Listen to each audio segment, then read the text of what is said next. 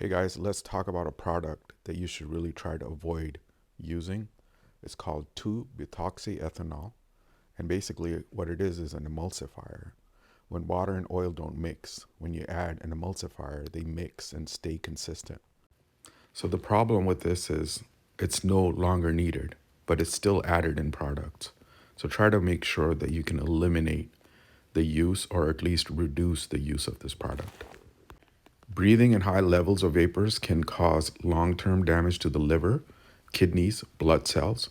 It also causes irritation to eyes, nose, throat, as well as headaches, dizziness, and nausea. In addition to all that, it can also cause reproductive harm.